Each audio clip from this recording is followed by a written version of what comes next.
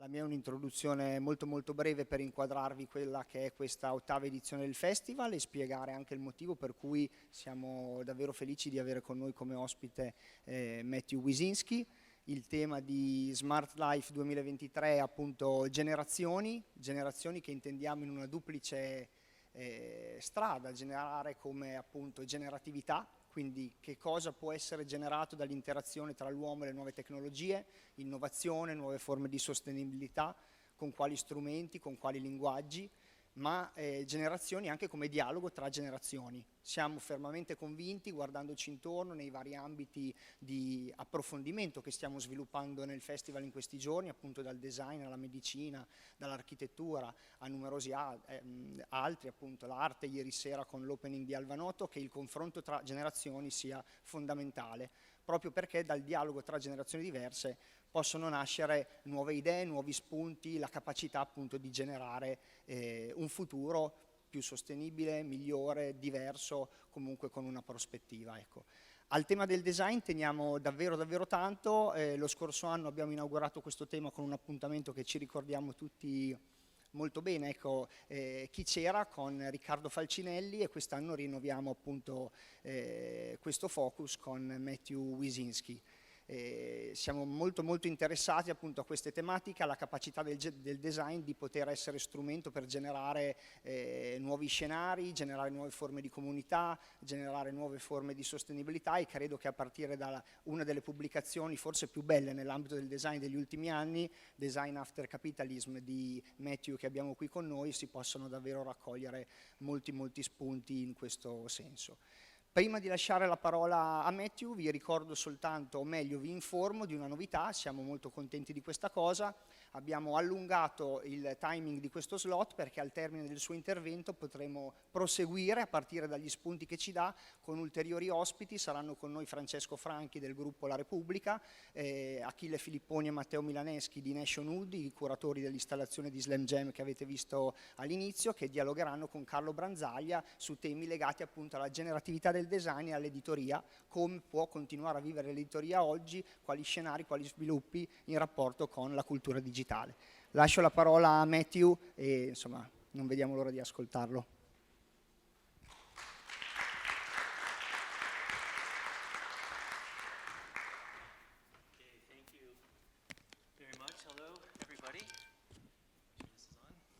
It's okay?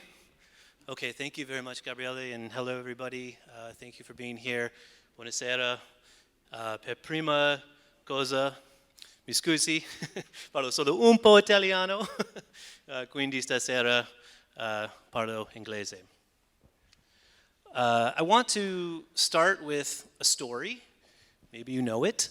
The story takes place in 1939, and in that year, New York City hosted the World's Fair. And like World's Fairs in the century before, this was a massive celebration of creativity, ingenuity, new technologies that were emerging, and a lot of thinking about what life might be like in the future. Probably not unlike this event, but on a very large scale. And one of the main attractions at that year's World's Fair was an exhibit called Futurama. And Futurama was billed as a vision of the future. It was imagining what life might be like 20 years into the future from this time. So from 1939, that meant roughly 1960. It was billed as a look at what a city of tomorrow might look like. And this exhibition was designed by the renowned American designer Norman Balgettis. And Balgettis was already well known at that time for the design of all kinds of industrial objects like radios and cars, household appliances, household utensils, including things like concept cars, you know, kind of radical visions of what automobiles might look like, even if those things were never produced. But this was something kind of bigger than that. I mean, this was different than that, because what Balgettis was putting together was this vision of the future that went beyond the objects themselves. And it was, in fact, so hyped that when you went into this exhibit, you would leave with this pin, which reads, "I have seen the future." Wow. Powerful stuff, right? Very, very hyped, very powerful stuff. So what actually happened when you go into this exhibit It looked something like this. It was somewhere between a massive model of a new kind of landscape and something like an amusement park ride. So viewers could be kind of suspended in this ride where they were looking over what was about 1 acre or half hectare, I guess, of a vision of what the American landscape might look like if cities and towns were very different. It included essentially every different type of terrain across the United States. And I think what's so fascinating about this exhibit is that the most radical technology proposed here was the freeway system. And of course, there's a certain engineering feat to build an infrastructure like a freeway system, but the material here is pavement, it's concrete. But what it can do and how it was proposed into this new system was effectively proposing the freeway system that would allow you to imagine your work life and your home life being radically separated, so that you might go work in an office in one of these downtown towers, skyscraper, and then you could drive home in the afternoon and go to some green grass, trees kind of setting. And further, it was a vision of how the American cities might all be connected through this freeway system. I think it's worth pointing out that the exhibit was funded by General Motors. I think it's also worth pointing out that it was based on a previous project Balgetti's had worked on with the Shell Oil Company called The City of Tomorrow. And so it's probably not too hard to imagine why the interest of these sponsors was really at the heart of this vision of the future of America. That the interests of the automobile companies, the interests of the oil companies, rubber companies, et cetera, were directly tied to what this highway system might provide. Well, as you probably know, America got the freeway system, and pretty much along the timelines that Balgetti's had imagined. So the American freeway system did radically change the landscape of American cities and the American countryside as well, and also brought all kinds of new opportunities, but also challenges. And I think we're still dealing with the massive and kind of accelerating increase of traffic, congestion, noise pollution, but also the physical pollution, all of the greenhouse gas emissions that have certainly brought climate change directly upon us. But it also brought a lot of social changes as cities became designed around the automobile, and as freeways cut through neighborhoods, kind of upending the social structures of how people lived and worked, who their neighbors were, how they got to school, and these kinds of things. And as they do, these major kinds of social transformations also sparked a backlash. And so we had a whole, history of protest movements. Here we have Jane Jacobs basically fighting to defend her neighborhood in the Lower East Side of Manhattan from a freeway project. And this kind of grassroots urbanism to resist these massive infrastructural projects and some of the segregating things that they do is still with us. So I think it's a moment to just ask a question like this, can an exhibition change the course of history? There were other forces at play here, but in what way did design operate, particularly to stimulate enthusiasm and public support for a massive publicly funded infrastructure project that had all kinds of other motives behind it? And I think an important follow-up question is, who draws our images of the future? And it's also important, I think, to pay attention to who sponsors them.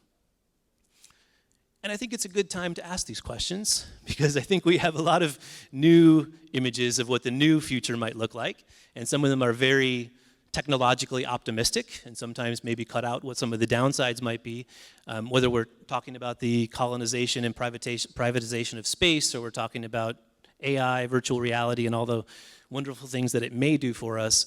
I think we also need to keep an eye on, who is creating these images, who is drawing these images, and who is supporting them.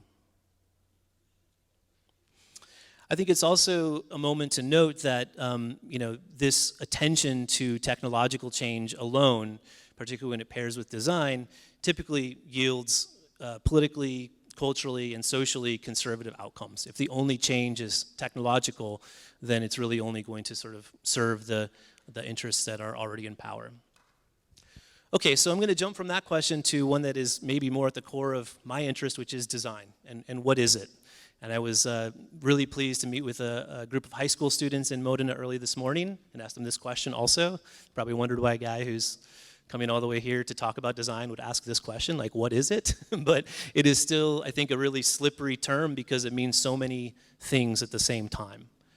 And I'm going to not try to answer it myself because it's so hard to define, so I'm going to reference somebody else. I guess academics do that. I'm going to reference Herbert Simon, who made this definition in 1969. He said, to design is to devise courses of action aimed at changing existing situations into preferred ones. And it's a really expansive definition. I hope the translation is sort of close. But what I like about this definition is that it hits on three really different things that design is trying to do. It's trying to take stock of existing situations, and it's trying to ask what is, and how do we know what is, and who do we ask? And when we ask those who's, from what perspective do they tell us that things are working or not working or good or bad? So there's already a power dynamic around who we ask about what is. It talks about preferred situations. Preferred for whom? Preferred in what ways? But this is where design can operate, I think, to tell us what could be and make experiments to make different possibilities become material or experiential in some way, that we could feel in some way what that preferred situation could be. And it talks about the courses of action, which would be how do we get there? And without these courses of action, we may have some really beautiful ideas, but maybe nothing changes. So how might design help us imagine different, and by different I mean not the ones given to us, but future states that are preferred and preferred for more than a few? I think this is one of the big questions at the heart of some of the work I've been trying to do, and had a lot to do with motivation for this book that I wrote called Design After Capitalism. And the book really starts with this, this premise that these kinds of things, these everyday things like the objects and the experiences and the symbols that make up everyday life, are more than just props. They're not just a backdrop to how we live our everyday lives, but they actually go a long way to shaping them. And to say that is to immediately note that design then is some kind of ethical and some kind of political activity, even when we're not paying attention to that as designers. I wrote this book for design students. I'm a design educator, so I thought very much about undergraduate design students when I wrote this book. I guess other people have read it. I guess somebody in Modena read it. Maybe somebody must have read it so that I would show up here. But I guess the argument goes beyond those design students to say that if this is the case, then we need to recognize a certain level of accountability and maybe a greater responsibility for the work that designers do. Whether we are the designers or we're working with designers, we're hiring designers, we're users of design, we might want to ask where this level of accountability lives for these outcomes. It's also the title, and a big part of why I think it matters now is to acknowledge that this particular political economy, capitalism, is really not an economy of things anymore, right? And so we certainly have factories and sweatshops still all over the world, and lots of things, maybe more things than ever, that are being pumped out of those factories and sweatshops. But the higher levels of value capture, where a lot of the, heavy amount of value and economic power is wielded today, is at the level of who owns the platforms that allow us to exchange information, where and how data is captured and made valuable, who sets the rules and basically sets the ground plane for the exchange of information in a digital economy. And design, of course, is kind of front and center in many of these organizations and their decisions. And what goes along with that then is that design itself is no longer a field of just shaping things. It's not about the shape of the tail fin or kind of the next generation of the object, but is looking at these kind of bigger and maybe more nebulous things, such as the kind of shaping of brands and experiences, whatever those things might be, but those are the really kind of valuable and immaterial things that many designers are producing today. And yes, SpongeBob is part of the story here, so if a 350-page design theory book isn't your thing, there's a version entirely written in memes, so if you prefer the meme version, it should take you much less time to get some of the main ideas. So I think we're at this really interesting moment where the emergence of a digital economy in which data and the platforms that allow for the transfer of data can capture a high amount of value, allow for a high level of economic power. These vectors of information become kind of really critical to the kind of economy that has emerged over the last several decades. And I'm referencing a little bit here the work of the social and design theorist Mackenzie Wark, who has identified this new kind of class structure in which we have no longer just the kind of the workers and the owners, but there's also this other notion of the vectorial class. Who gets to decide the ground planes and create the ground planes for transactions of information, transactions of data, et cetera, and who are the folks that are making value out of that. And Wark calls these the vectorial class and the hacker class. And so the hacker class might cover a lot of different creative professions, but I would say designers in particular are right there. Wark makes the argument that what the hacker class is doing is trying to make new kinds of value out of basically hacking things that already exist, hacking information, hacking culture, and coming up with new ways to make those things valuable. And the emergence alongside that is to watch how this kind of like meta discipline of design has emerged, which we call user experience or UX design. And it is intending to incorporate this entire thing that we might call the experience, whatever that might be, whatever interfaces we might touch, whatever environments we might walk into, whatever products we might touch, but also all of the symbols and ideas that are attached to those things. And so as we watch this transformation and kind of participate in this transformation, we're also seeing design becoming incredibly diffuse into areas that previously had nothing to do with, you know, radios and cars and things like that, household objects.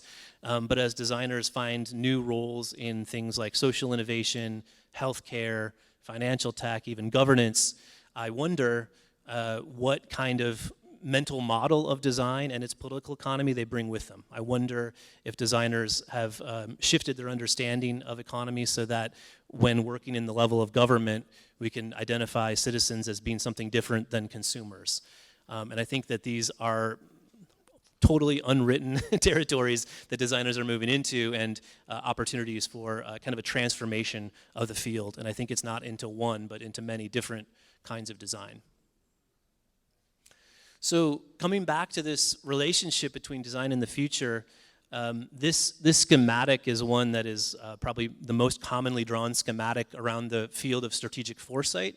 So the professional study of what kinds of future scenarios might happen.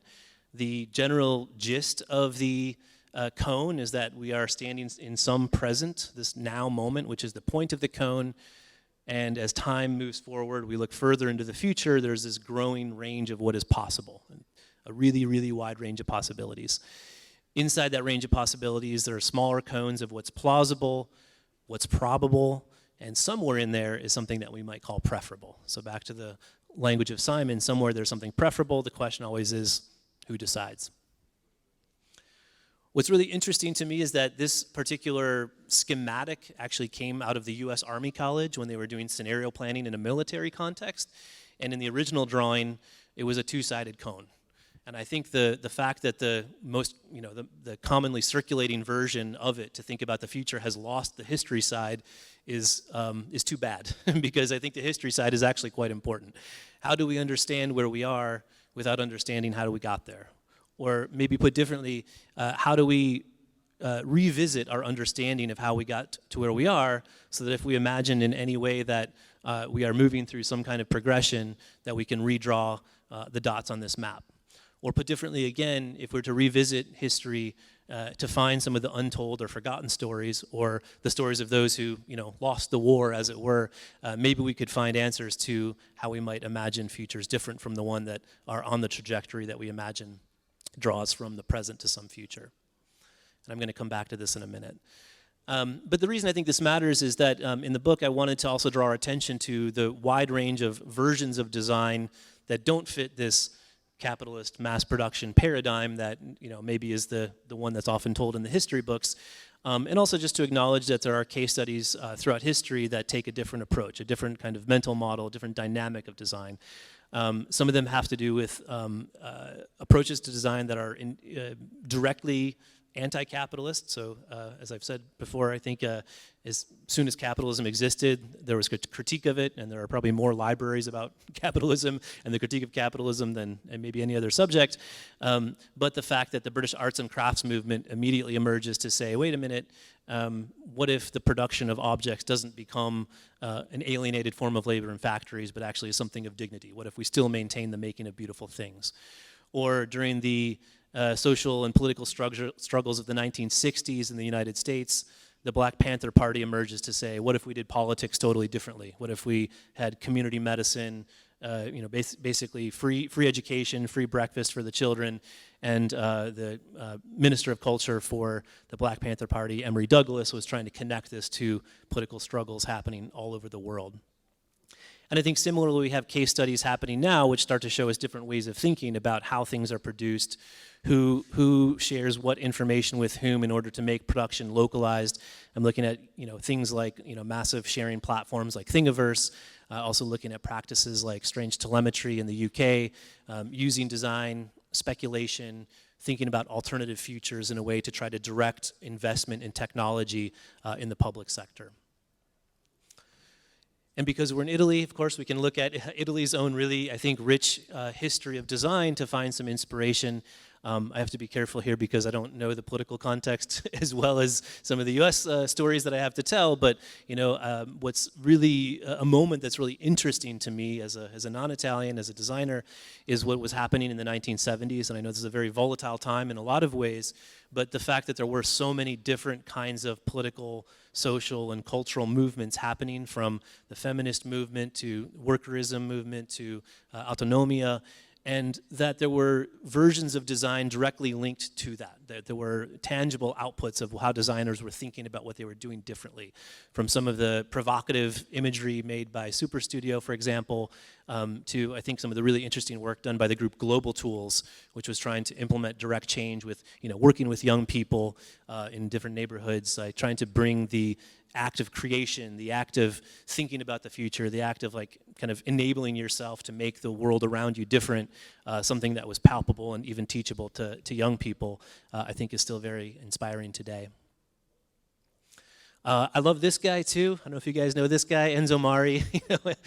He was, of course, one of the big names, but also I think a personal hero because his, I think, vision of design was about, if we take furniture as being some kind of design output, but radically rethink how it gets produced and who produces it.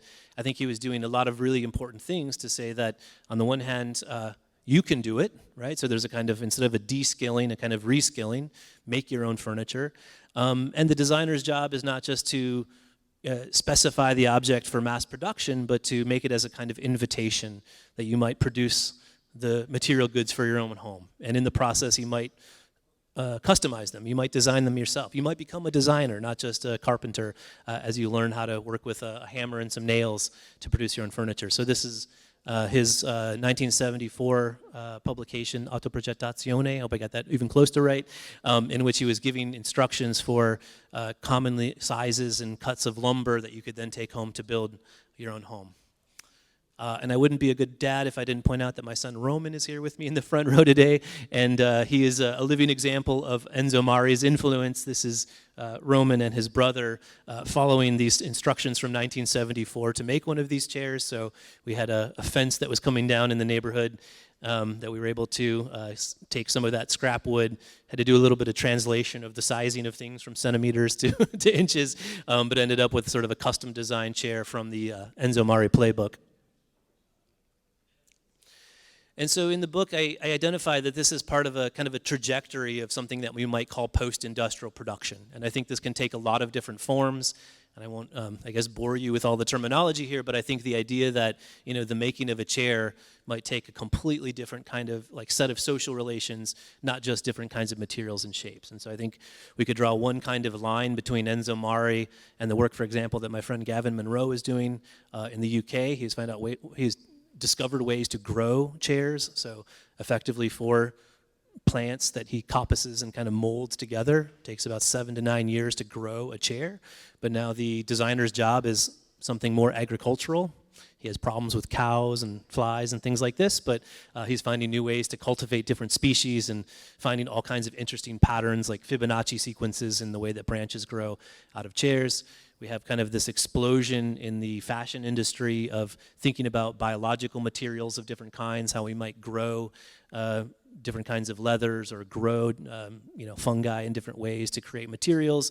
This in and of itself is maybe just a material change, but it immediately asks how would we do that? And where would we do that? And who would do that? And what kind of labor does that look like? And I was talking this morning about also Thing, a practice in Detroit, close to home for me, doing a lot of post-industrial waste and post-consumer waste work, trying to turn these things into new kinds of useful objects.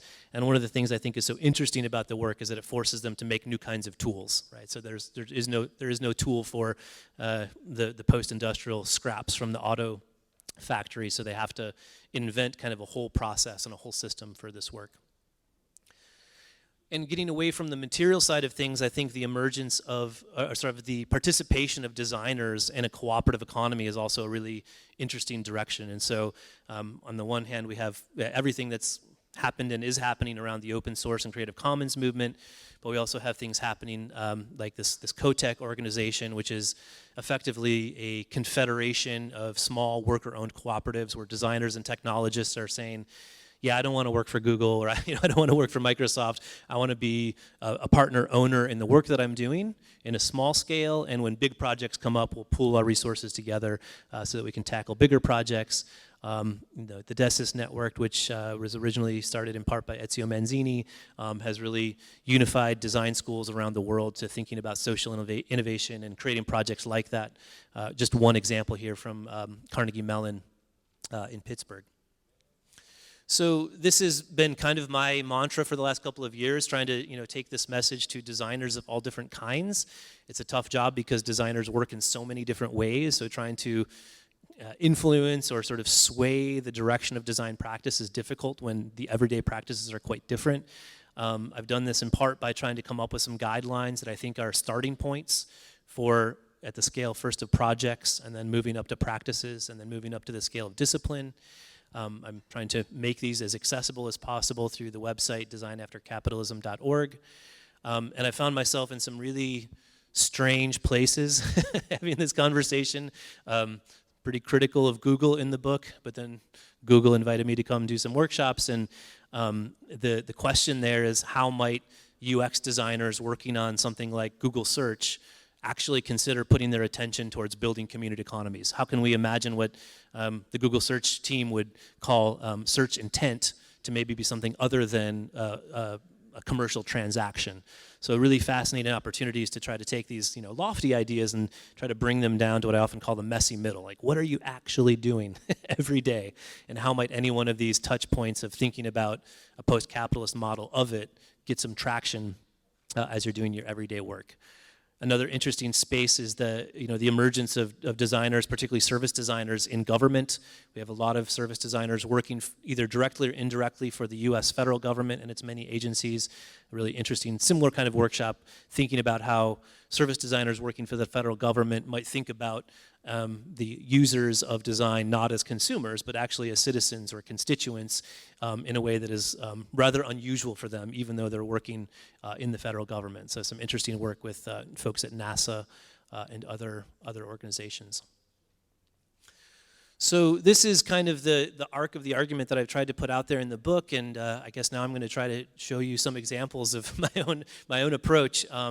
And what I think I'm trying to do is to answer this question, which is what kinds of designing, which I think are in some ways not entirely invented, but modifications or changes in designing, but what kinds of designing can help us to draw these different images of the future.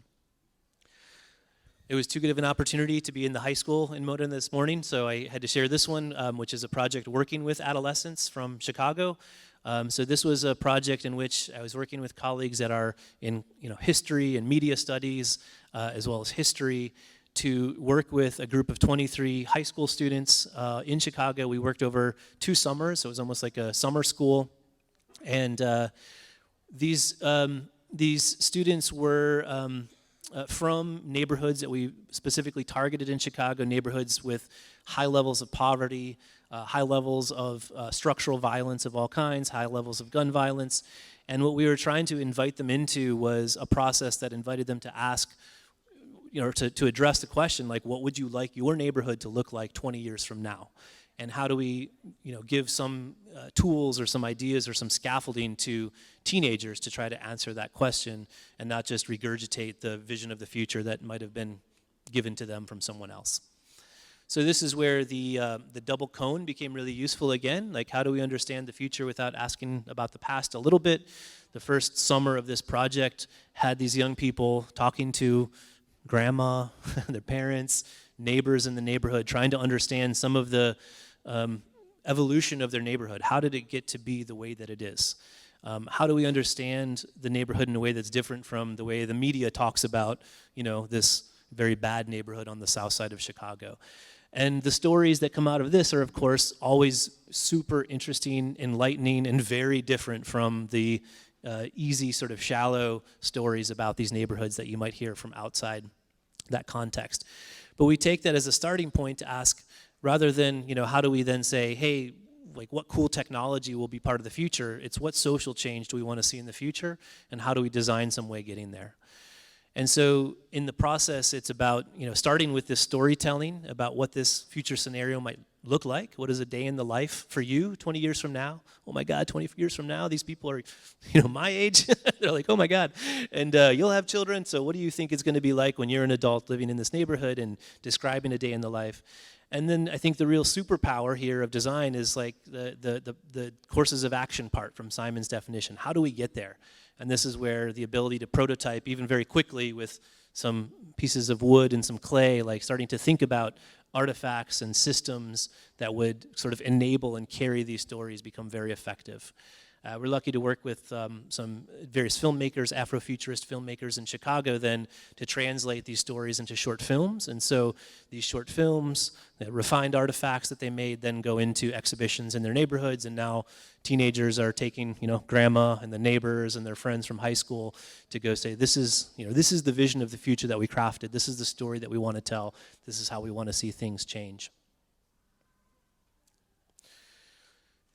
And if I go sort of up a higher level, if we're not talking about just the designing, but kind of the paradigm of designing, this is the question I'm kind of poking at, I think, with more recent work, which is not just about like that the activity is different or that the outputs are different, but trying to understand the kind of the paradigm of design as something different than at least the one that I have been taught and understood for a long time. And this project, which is very much underway, I'm currently a PhD student myself, so it was really awesome to talk to all these PhD students from Venice this morning and share my own research ambitions. But started a thing called the Solarpunk Design Academy. And what the Solarpunk Design Academy is trying to propose is that design, or some version of design, solarpunk design, might be one in which we are taking existing knowledge about different kinds of ecological technologies and sharing that knowledge, making it weird, making it local, making it cool, making it participatory, and also making it intergenerational. And that was an aspiration that actually, one of those aspirations that actually happened, which was surprising. But we've been hosting these open workshops where we're inviting people to come together to build the tools for making biochar. So the making of biochar is itself a carbon sequestration process, and in just a couple of hours to make a small oven out of some metal scraps that allows you to sequester carbon and then kind of hold in your hand. That biochar is almost like alchemy or something. Another byproduct of making biochar is heat, which is nice for cooking, so we can make meals together while we're sequestering carbon. Other workshops have been around sharing knowledge about making hydroponic systems. So again, we have these beautiful moments when we have retired people along with university students and high school students coming together to build hydroponic systems, share ideas, aspirations, challenges, questions, etc.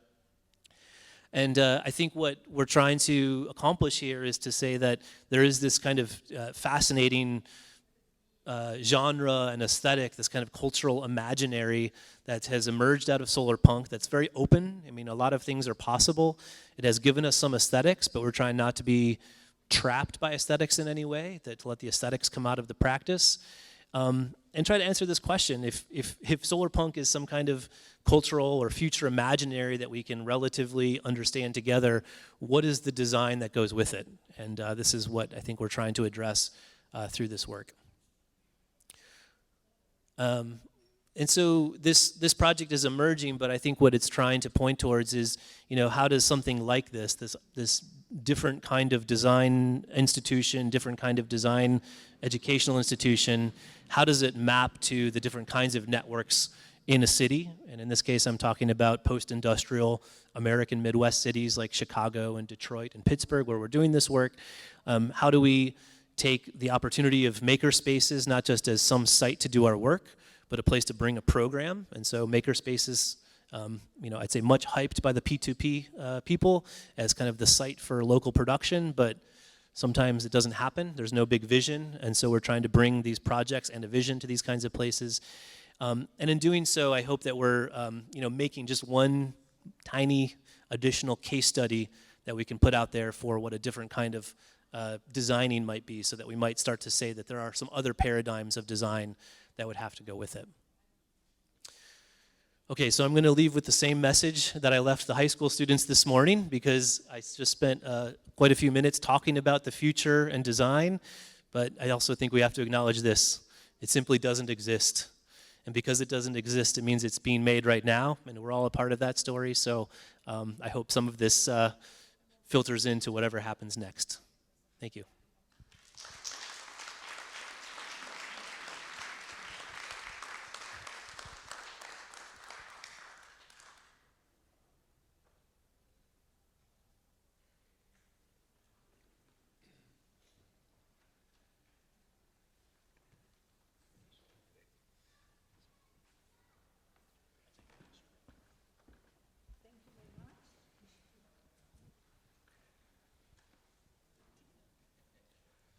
Thank you very much, Matthew, for this inspiring presentation.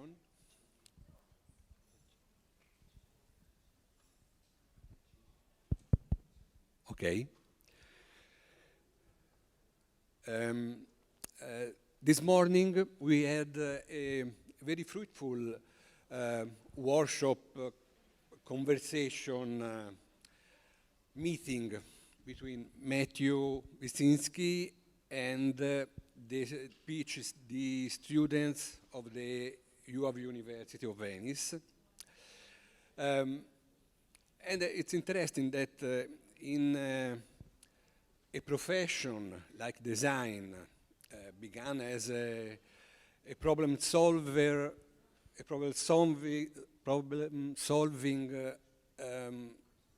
profession of the industrial production, or for the advertising of product, we see a lot of topics this morning about, for example,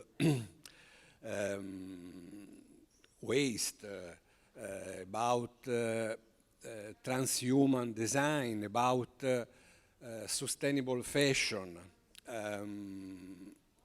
the circular economy, and so on. So I think it's a very big shift from the traditional idea of design. Design that I can remember that was defined by a German philosopher, Wolfgang Haug, in the 70s as the Red Cross of capitalism. Or also Victor Papanek, that defined design the more false profession in the world after advertising. Most dangerous. And so here talking about the future of design, or we can better say the futures of design, can be interesting to see how this future can be now see in the contemporary, in our present. We know that it's very difficult to see the signs from the future. So my question to you, Matthew, is did you see some of the signs of the future in the topics of this morning, or where you can see the signs? Well, yeah, so I think that what you said about not the future, but the futures is where I agree with just that statement, that I don't think we're talking about one future, but many futures for design. And I think there will be some versions of them that will be a continuation of the present, but I think that I've spent now, I don't know, I say how many years, but more than 20 years practicing design and about 10 years teaching design. And in the 10 years of teaching design, have seen a lot of young people, very smart, very motivated, very talented and creative, come into the studio and say, I mean, this is great, this is what I want to do, but I don't know if I can do it. I mean, I feel like that I'm just contributing to landfills. I'm just contributing to some of these really, terrible outcomes from, just the material waste alone of designing. And so they felt almost a sense of paralysis about that, and sort of the question, what can we do? And I think that question, but what can we do, has stuck with me and probably was a big motivation for this book, which of course doesn't give us one answer or some answer, but tries to point towards some directions. And some of those directions have been with us for a very long time. This is why I think the historical case studies are really important. You can't just pull an example from history and bring it into the present and say, oh, we'll just try that again, because it has to be modified or updated in some way. It has to fit the new context. But I think we can learn a lot from things that have happened already. And I think we can also look maybe under the tip of the iceberg, as it were, about how things are being done differently in places that we wouldn't call design, not properly designed, and so I think there's a lot of work that's happening in different kinds of community organizations. There's different ways in which people are hacking or troubleshooting their own everyday lives, or within their workplaces or businesses, and they wouldn't identify as designers, but there's a kind of diffuse form of design that's happening there, and I think we could learn a lot from that. So regarding the PhD students we met this morning, I think, 10 out of 10 were really looking at something different than what we might call the traditional paradigm that we've seen for the last 100+ years. And I think that's super exciting, because it means we have a lot of bright, young, committed people coming into design and wanting to make it better. And that word better goes to the term preferred states, right? Some kind of preferred state, some kind of better.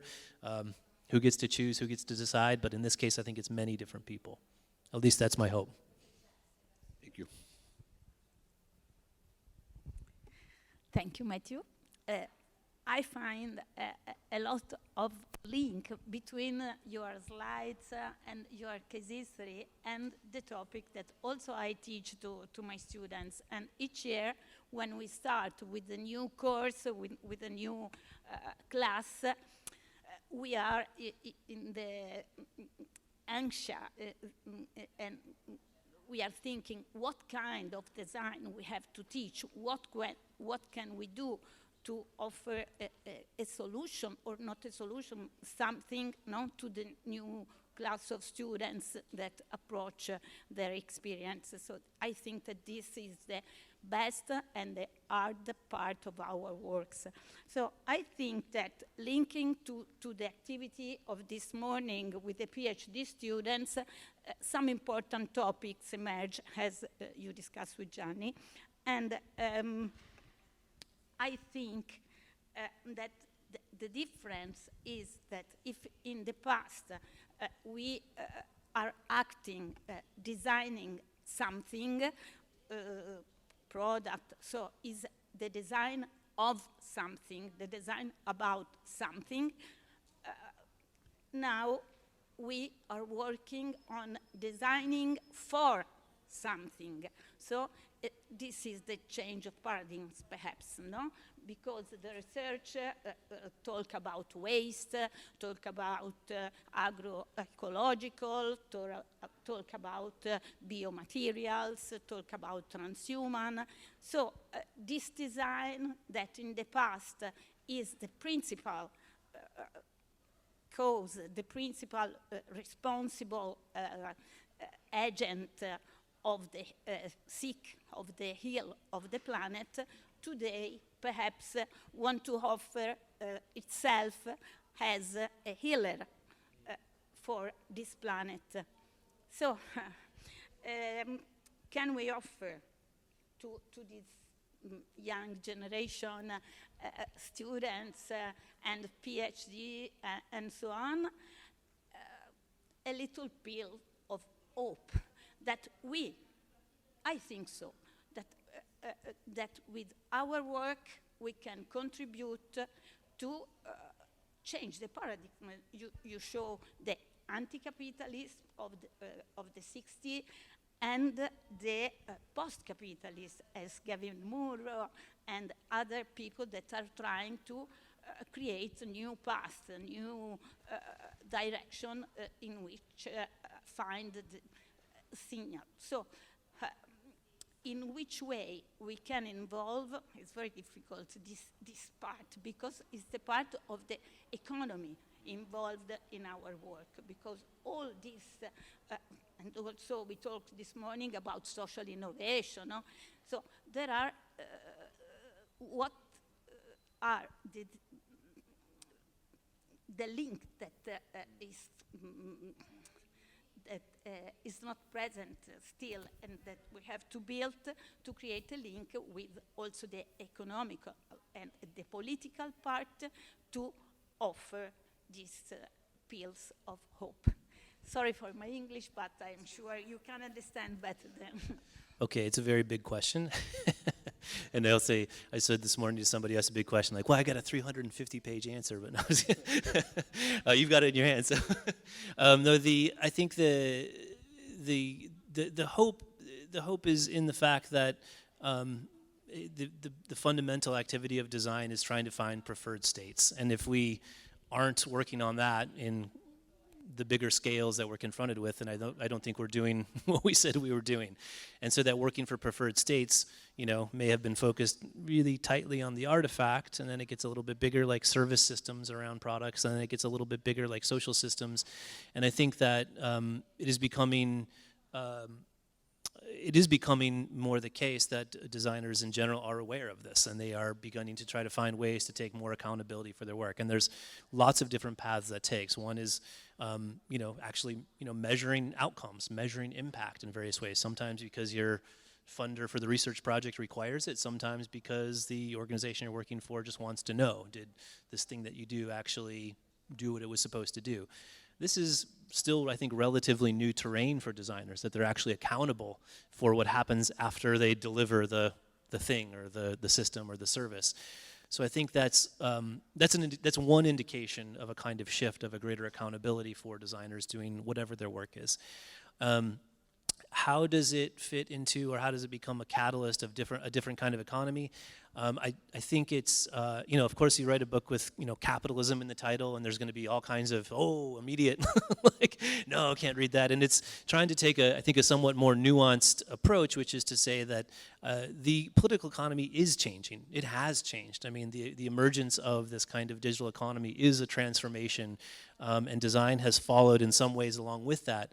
But I think we also have this moment where there are really, I'd say, new and novel applications of design happening outside the economic power systems of the digital economy, the platform economy, that are showing us that there are yet still other opportunities that we have not touched. And so this combination of trying to make change within large organizations like Google, for example, and also that the people that are the designers working for Google have great case studies or examples of things that are happening outside. I think some of these links are very important, and this is where it's not about the scale of a project or even the scale of a single practice, but how the discipline of design becomes bigger in a lot of ways and can draw links between what's happening kind of inside and outside the systems that we have. I think that's hopeful. I hope that's hopeful. Or maybe the most hopeful part is that there is no future, the last slide. It doesn't exist, so it is unwritten. If I can add a little bit question. In this transfer, do you think, and the transaction to the digital that is today always diffused, do you think, and how, there is still places for our hand, and so for the analogical contribution of design? Yeah, so my first comment would be that the digital transformation of many things sometimes hides the fact that the digital world has a massive footprint. you know, that the servers and the underground bunkers that house the servers and the air conditioning systems that, you know, keep those servers cool, the devices. I mean, this is a massive, massive physical and ecological footprint that the whole digital sphere sometimes, you know, makes obscure to us in a way. So it is not that these things are totally removed from each other somehow. Like if you're working in the digital space, you're sort of outside of that.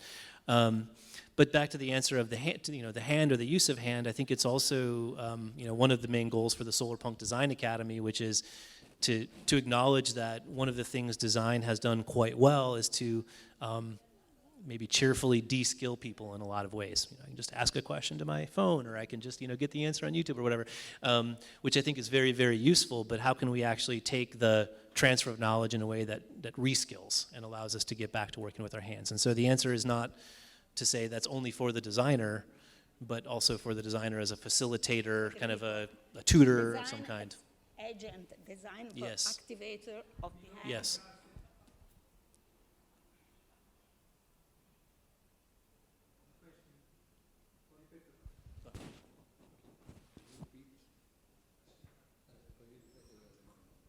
No, it's not a question. I was only saying that the design is an agent not only for using the hand, not only for the designer, but sure for the users or for the people that are not perhaps user, but they are citizen before users.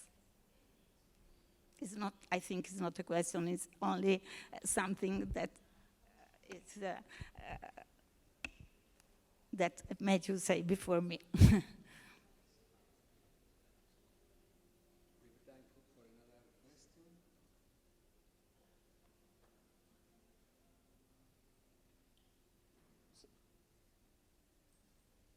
Some question for the public?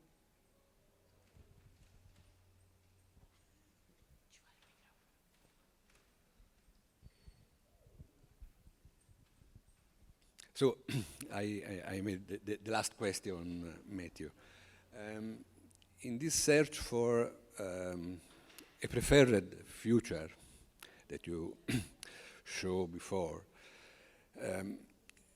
it's clear the political role of designers. And in this vision, maybe for designer, it's not better to design policy or better just occupy of politics directly? Can a designer be a politics to solve some of the problem that we see?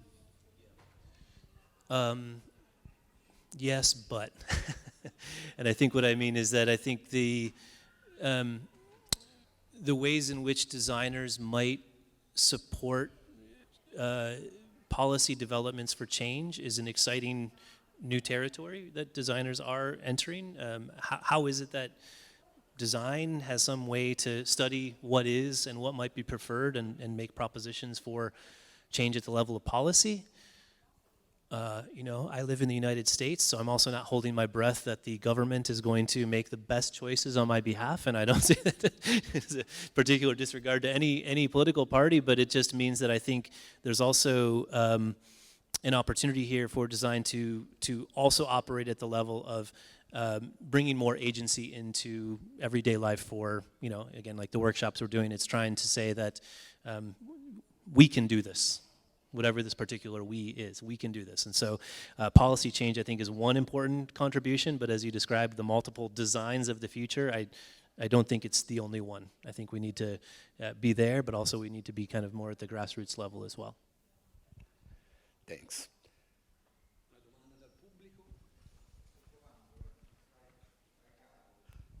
Hello, Matthew. Thank you very much for your inspiring speech and also for mentioning some Italian designers or Italian experience that sometimes we forget about, actually. And just I have three questions, actually, a very short one, maybe a very stupid ones. The first is related to the idea of storytelling. You were mentioning this workshop, that course about solar punk. Was it the name? Was it chosen by chance, or actually, if you say solar punk, it looks like one of the variations of the cyberpunk movement, such as atom punk or I don't know, whatever, steampunk, etc. So it's a nice idea also to figure out a possible imagery, at least, can be transforming objects, services. I don't know. Yeah. So the term solar punk. I think it was officially coined in the year 2008 on a Tumblr post, which was the first coining of the term, and it was directly a reference to a shift from cyberpunk to solar punk. And so, yeah, you're spot on about that. But it also names this kind of shift from sci-fi sort of cultural imaginary of the future that is dystopian to one that shifts to one that is very positive. And I think this is maybe like the most important aspect of solar punk, is that transition. For the people that were kind of really involved in the like birthing of this term and the spread of this term, they described it as a moment of like, we went through our sort of like our grief period about climate change and decided we can't just grieve. You know, we have to start to put positive images of the future back out there. And this is why, to me, it's just been, and I should say, I put on these workshops and I'll tell people, like, I actually don't believe that science fiction alone will make things better. I think it's really helpful because it can cast different kinds of ideas, but how do we get there? And this is where we need to design. So the term solar punk is kind of drifting out there, and the question I'm asking is, if this is drifting out there as a positive future imaginary, how do we design that? Okay, thank you. The second point is about experience. I mean, I know we are, you showed some example of, let's say, again, workshop and activity driven with people. I mean, so how much is important to work together with people, among people? Because sometimes they have also some answers to our questions. Such as also Enzo Mari probably followed some idea that had given by usual people that has skills and competencies. Yeah, I think it's a great question, and I think in addition to, Raphael was saying something earlier about designing for, I think this is even going, beyond that to designing with, and acknowledging, from the, like, capital D professional designer who, I know best, I'm gonna just come in and do my very professional job and hand it off to you, that we need to just listen a lot more, and also not walk away when we think the job is done. And this is the kind of sticking around to measure impact and that kind of thing. So it's also, I think, a part of the mindset that says the kind of era of mass production and stamping the same thing all over the world is kind of well over. And particularly if we're concerned about material resources and supply chains and waste and things like that we need to become sensitive to localized conditions in new kinds of ways that may be, uncommon for designers who might sit at their desk in one, fancy city somewhere to make the specifications for things to be produced halfway around the world and then shipped to everybody else. So, to me, it's I think a really significant component of this kind of version of the future of design, that we're working with people, we're listening to them, but we're also getting out of the way a little bit to let things happen. And the third one, and thank you very much for your answer, but I will quit them, don't worry. We have to switch to the other conference, I know, to the other speak. Again, I'm following your point and Raffaella's one. We are designing with people probably for something else that is not just the humans, but probably the planet, I don't know, our environment, because we are strictly related to the context in which we live. So probably we are changing also the scale of the problems. Yeah, definitely, or at least I hope. Or at least I hope. And I think this is, to the question earlier about, the PhD researchers that we met with this morning, I think there's something very, very hopeful in this kind of recognition. If we're talking about fashion design, we're thinking beyond the moment the garment, is coming off the factory, and we're thinking about what happens next. Thank you very much. Sorry for the curiosity. Thank you.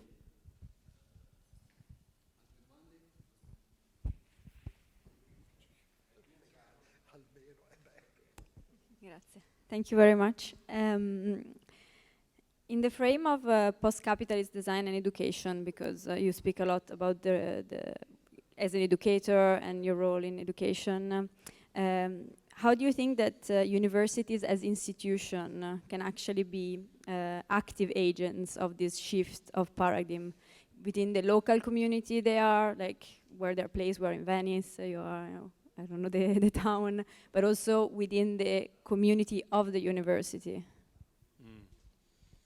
Okay, yeah, very good question. And I think I think there are ways in which, and I have to be careful here too, because from the US context might be very different from the Italian university context, but I think that in some ways universities can be a really great place for these kinds of things to happen, to be a space where experimentation is expected, where at least I hope that there's a mission here, which is that we are creating knowledge and possibilities for society and not just for the researchers or the students.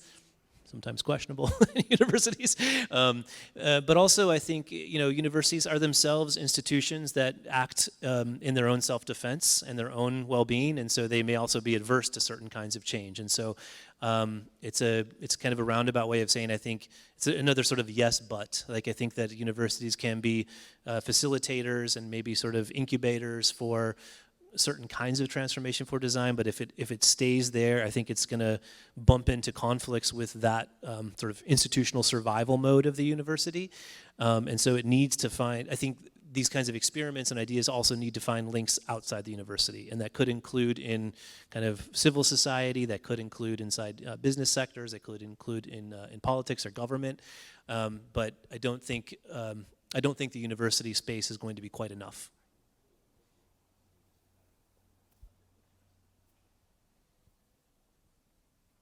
Domande?